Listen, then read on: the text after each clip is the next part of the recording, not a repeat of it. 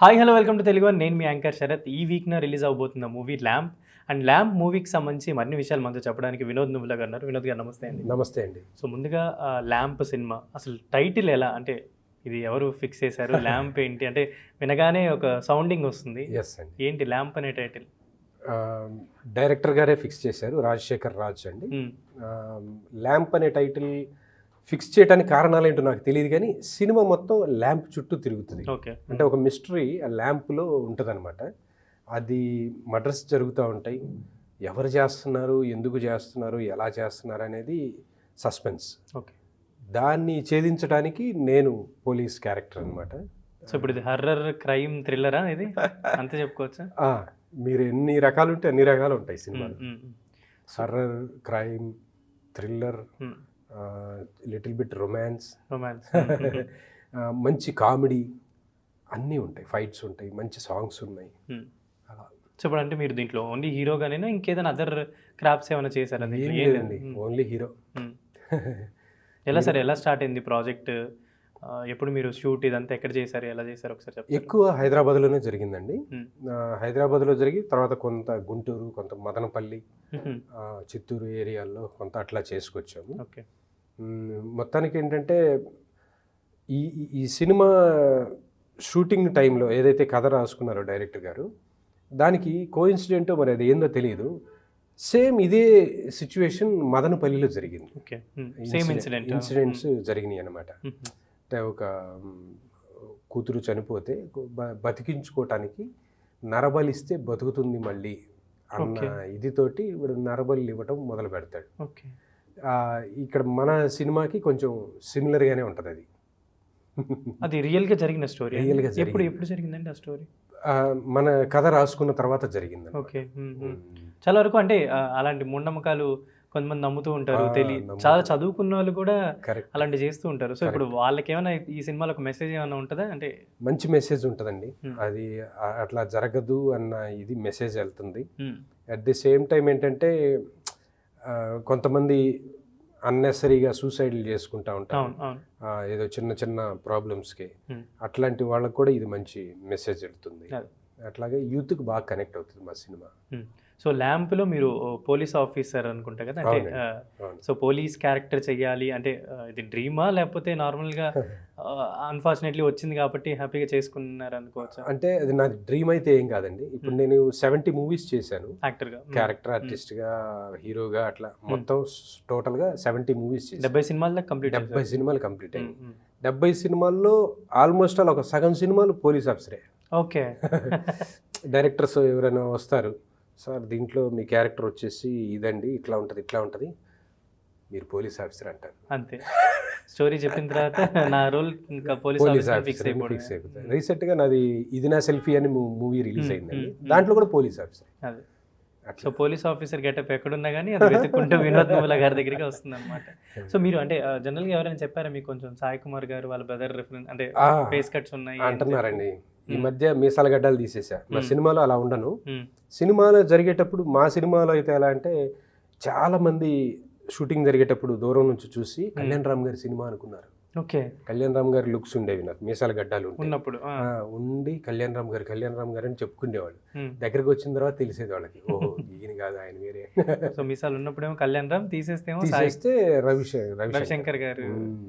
ఎవరంటే ఎక్కువ చెప్తుంటారు ఇండస్ట్రీలో ఎవరైనా రీసెంట్గా ఇదే గోలా, అయ్యా నన్నుగా గుర్తించండి అంటాను నేను. కాదు, ఆయన బిజీగా ఉంటే మీరు చేసుకోవచ్చు కదా హ్యాపీగా, డబ్బులు ఎందుకు చేయకూడదు? హీరోగా కావాలంటే కళ్యాణ్ రామ్ గారి లాగా, విలన్ కావాలంటే రవిశంకర్ గారి లాగా నేను వెళ్ళి చేయొచ్చు. Next level of cinemas. So 70 సినిమాలు చేశారంటున్నారు కాబట్టి వినోద్ గారు, సినిమాల పరంగా ఏంటి అంటే మీ ఎక్స్పీరియన్స్ కానీ, అంటే మీకు వచ్చిన నాలెడ్జ్ కానీ ఎలా ఉండేది సార్? అది 19 years నుంచి ఫిల్మ్ ఇండస్ట్రీలో ఉన్నానండి. మా ఫస్ట్ సినిమా లక్ష్మి, వెంకటేష్ గారి లక్ష్మి. తర్వాత ఈ యమదొంగ, రంగాది దొంగ, ఇంక ఈ మధ్య కాలంలో టక్ జగదీష్, అలవైకుంఠపురంలో ఆచార్య, ఎంత మంచివాడవరా, ఐఐటి కృష్ణమూర్తి, ఈ రీసెంట్గా వచ్చిన మన నాగ చైతన్య గారి తండేల్ మూవీలో ఉన్నాను. ఓకే. ఓకే. నేను చాలా మూవీస్లో ఉంటాను, అన్నీ డైలాగ్ ఉన్న క్యారెక్టర్లే ఉంటాయి, అన్నీ బాగానే ఉంటాయి. కాకపోతే ఏంటంటే నా స్పెషాలిటీ ఏంటంటే నేను క్యారెక్టర్ కనిపెడే విధంగా తయారవుతాను. అదే. సో అందుకని మిమ్మల్ని గుర్తుపట్ట, అందుకని నేను ఎక్కువ గుర్తుపట్టను. ఇప్పుడు మీరు చూస్తే సినిమాలో అరే మీరే కదా అంటారు, అదే. ఇది నేను అని చెప్తే. అదే. అలాంటి క్యారెక్టర్ ఆర్టిస్ట్ నేను. సో ఇప్పుడు ఈ సినిమాల పరంగా మీ ఎక్స్పీరియన్స్ ఏంటంటే, అంటే ఇంత పెద్ద పెద్ద సినిమాల్లో నటించారు కాబట్టి అంటే ఇండస్ట్రీలో జనరల్ ఏంటంటే పెద్ద సినిమా చిన్న సినిమా అని ఉండదు, కానీ కష్టాలు అయితే అన్నిటికీ ఒకటే కామన్గా ఉంటాయి. కరెక్టేనండి. మీకు అంటే ఇప్పుడు ఈ ల్యాంప్ సినిమా పరంగా కానీ ఇది ఎలా అసలు ప్రాసెస్ గురించి ఒకసారి చెప్తారా? ల్యాంప్ సినిమా అనుకున్నప్పుడు డైరెక్టర్ గారు నాకు స్టోరీ చెప్తుంటే నాకు ఒక అకాడమీ ఉందండి, వినోద్ ఫిల్మ్ అకాడమీ. ఆ వినోద్ ఫిల్మ్ అకాడమీలో వర్క్స్ జరుగుతూ ఉన్నప్పుడు డైరెక్టర్ గారు నాకు స్టోరీ చెప్తున్నారు. స్టోరీ చెప్తుంటే వచ్చి అక్కడ వర్కర్స్ ఉంటారు కదా, వాళ్ళు నవ్వుకుంటున్నారు, ఫుల్ ఎంజాయ్ చేస్తున్నారు అనమాట. ఫుల్గా ఎంజాయ్ చేస్తూ ఉంటే డైరెక్టర్ గారు అప్పుడు అన్నారు, అన్నయ్య పబ్లిక్ రెస్పాన్స్ ఏంటో ఇప్పుడే తెలిసిపోయింది మనకి అని. అయితే సినిమా ఓకే నేను కూడా చేసేస్తానని నేను ఒప్పుకున్నా. అంటే డైరెక్టర్ గారికి నాకు మంచి ర్యాపో ఉందండి. ర్యాపో ఇన్ ద సెన్స్ అంతకుముందు 2 మూవీస్ చేశారు ఆయన. అవలంబిక అనే ఒక మూవీ, నాకు మనసున్నదని ఒక మూవీ చేశారు. ఆ మూవీస్ చేసేటప్పుడు దాంట్లో కూడా నేను మంచి లీడ్ క్యారెక్టర్స్ చేశాను. ఆ చేసినప్పుడు కూడా చిన్న సీన్ అనుకొని మేము స్టార్ట్ చేస్తే అది అటు చేసి మంచి ఇది రెడీ అయ్యేది.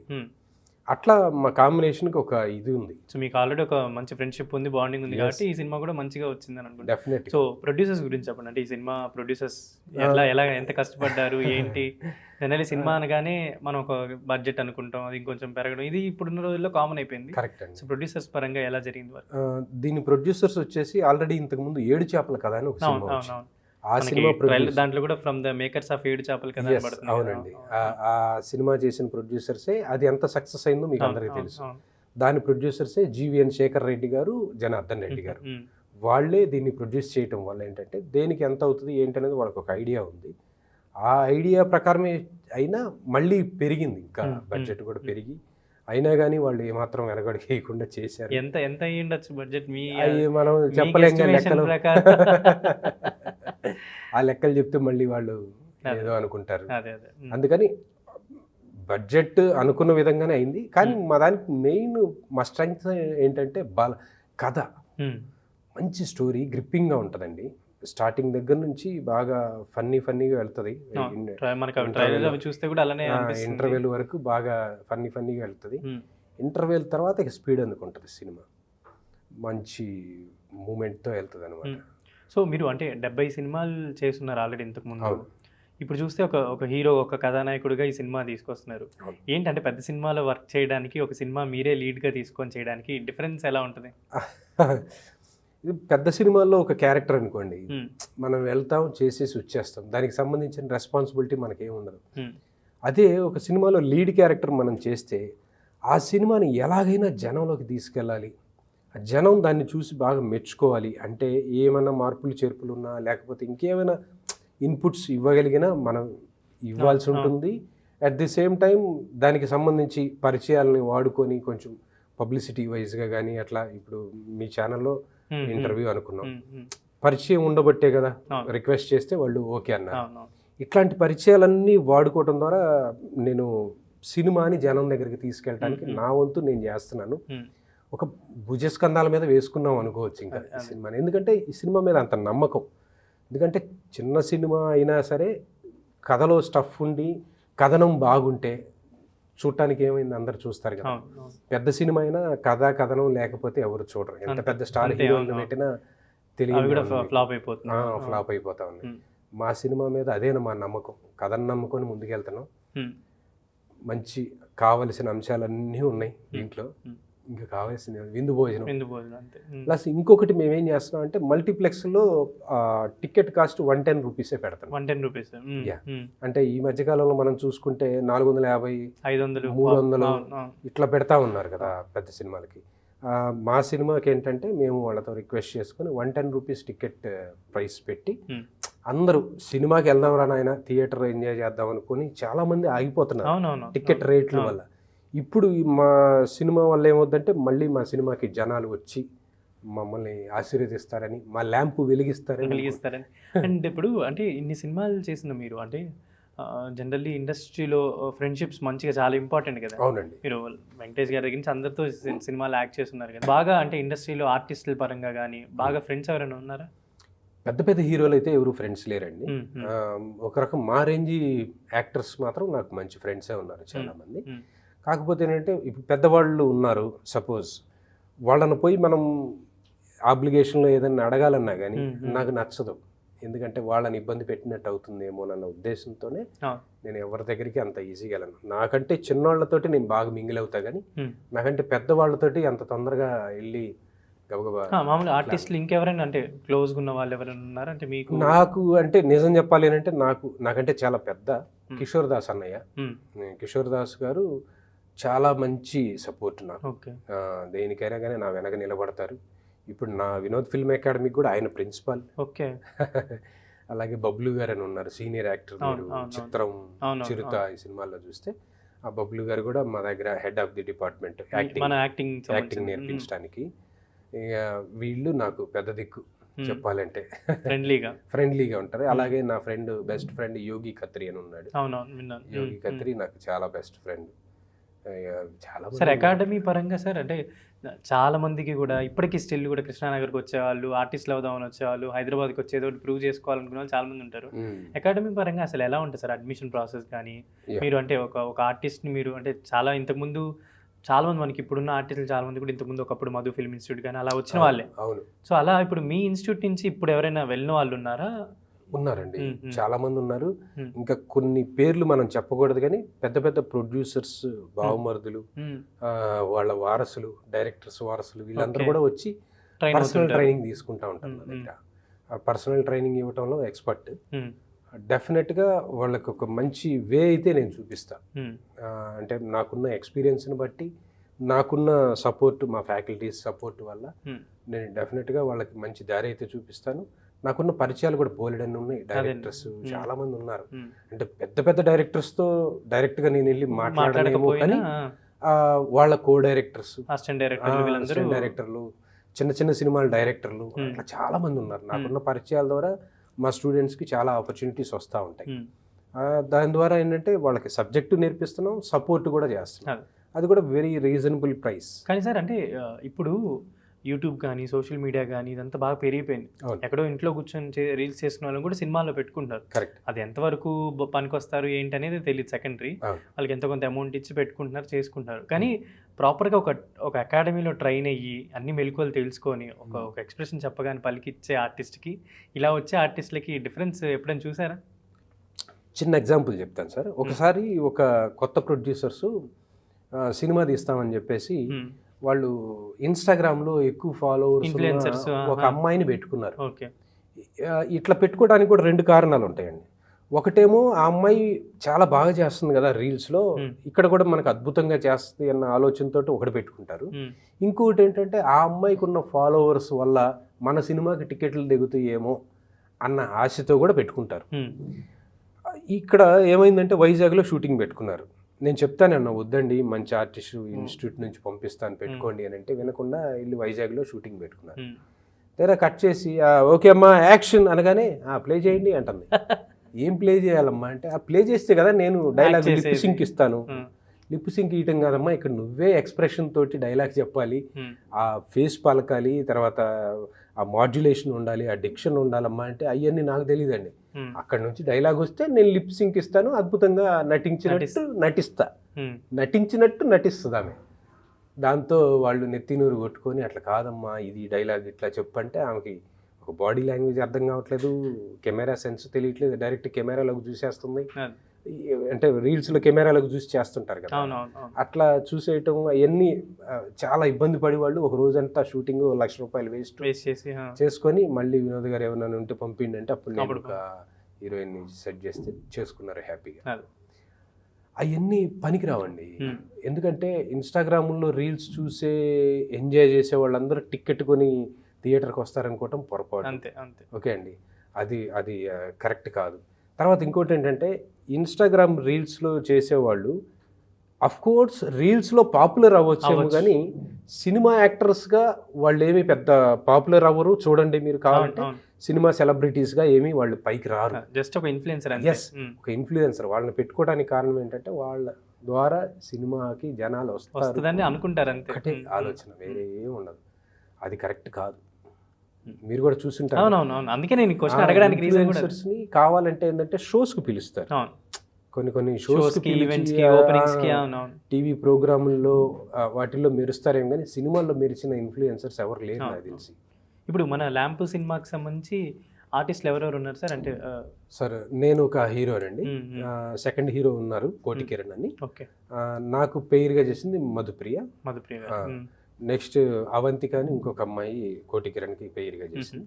తర్వాత మా మామ క్యారెక్టర్ వెంకీ మామ, సౌమ్య మేడం, చలపతి గారు, నాగ రజనీ రాజ్ అని ఆయన మాంత్రికుడి క్యారెక్టర్ చేశారు, Nagendra villain character.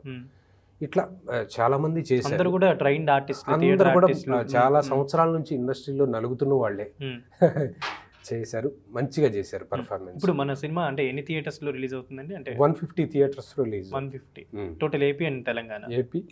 AP Telangana and కర్ణాటకలో కూడా.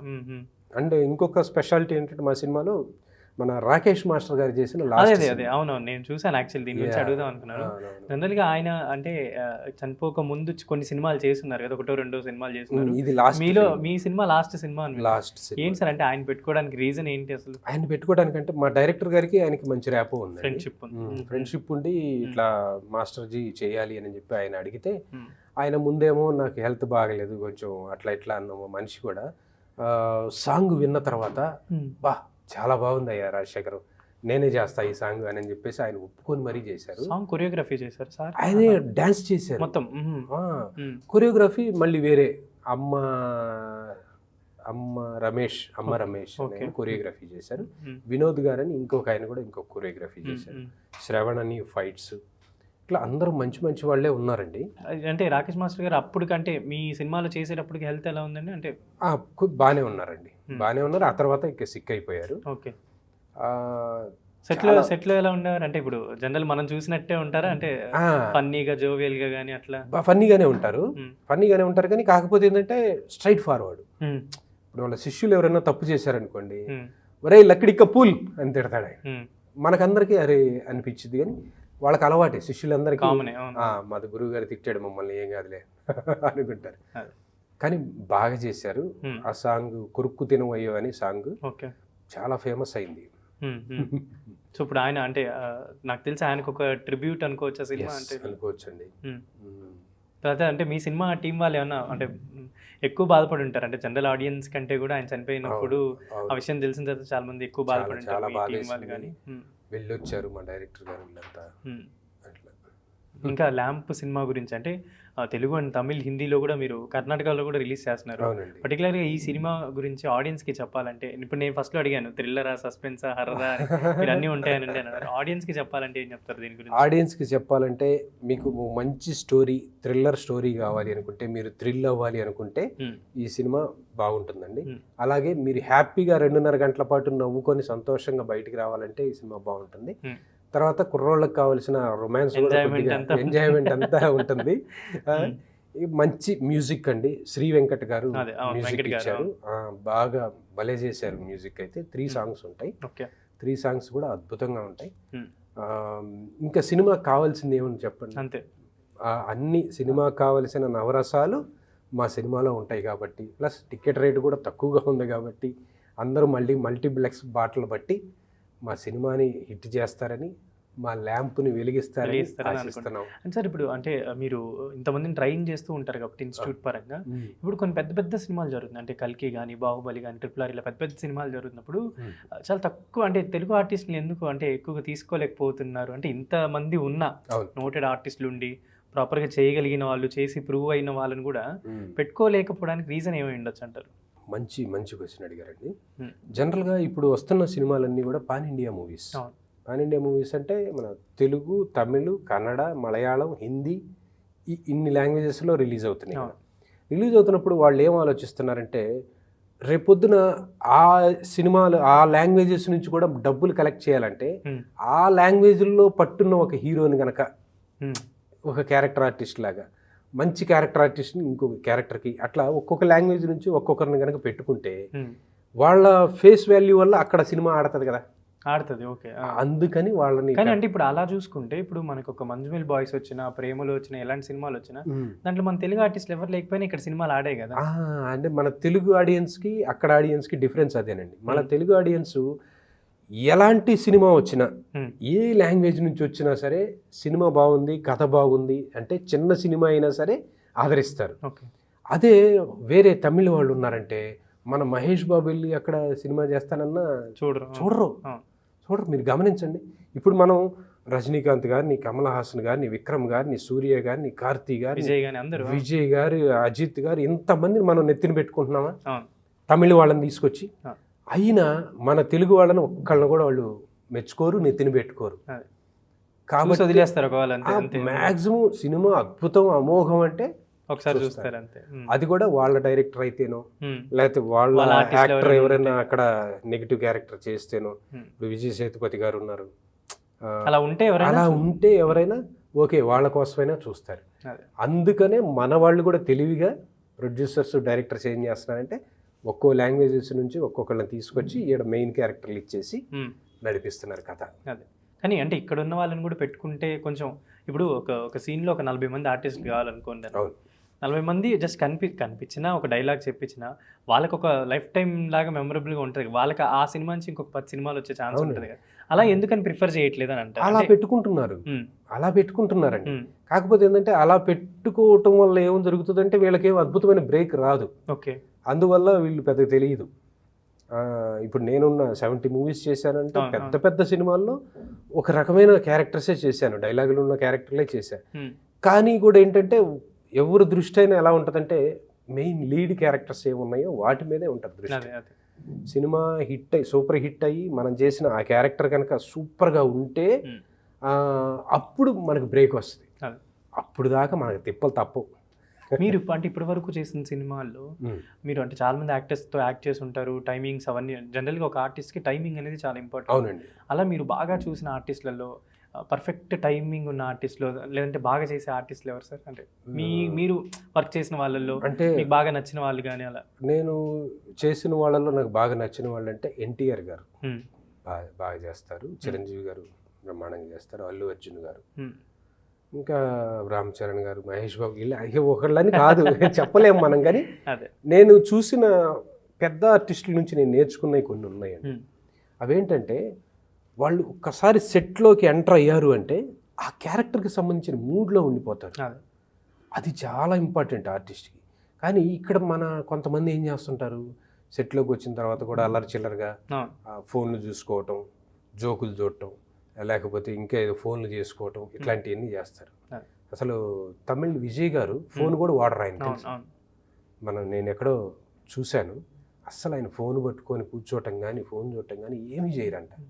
ఎంత డెడికేషన్ ఉంటే అట్లా ఉంటారు చెప్పండి. కాబట్టి క్యారెక్టర్ని మైండ్లో పెట్టుకొని ఉంటారు. క్యారెక్టర్లోనే ఉండిపోవాలి. మనం ఎంతగా క్యారెక్టర్ని తీసుకుంటామో మన లోపలికి, మనం కనపడం, మన క్యారెక్టర్ కనపడదు. అది నేను మెథడ్ యాక్టింగ్లో చెప్తుంటాను స్టూడెంట్స్కి.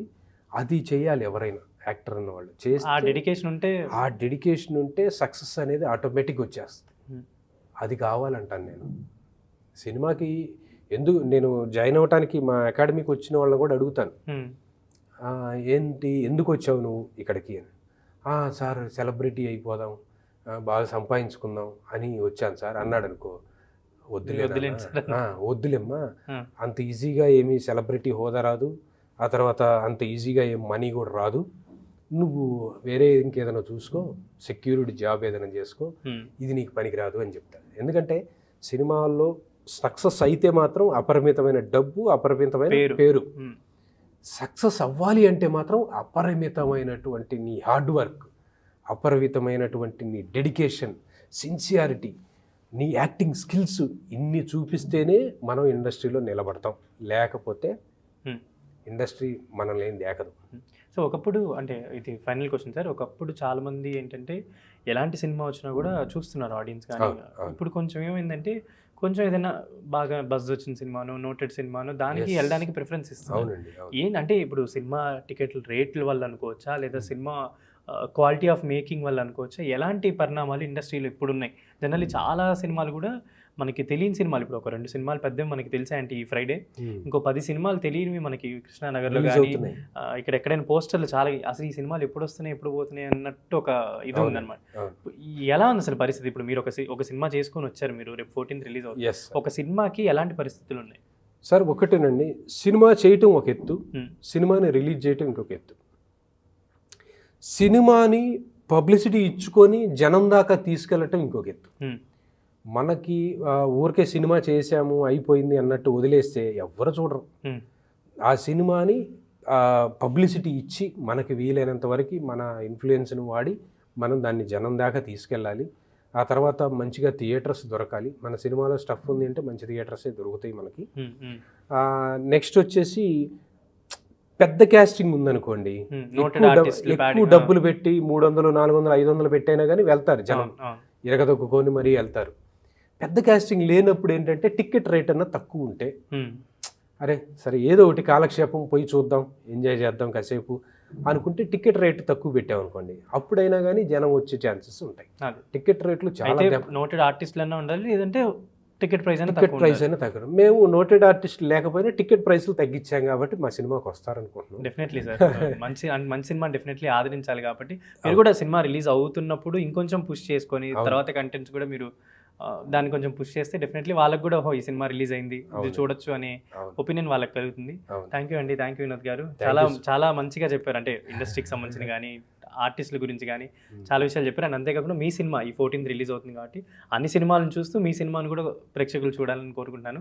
Thank you so much. Thank you so much అండి. మా ల్యాంప్ సినిమాని ఆదరించండి.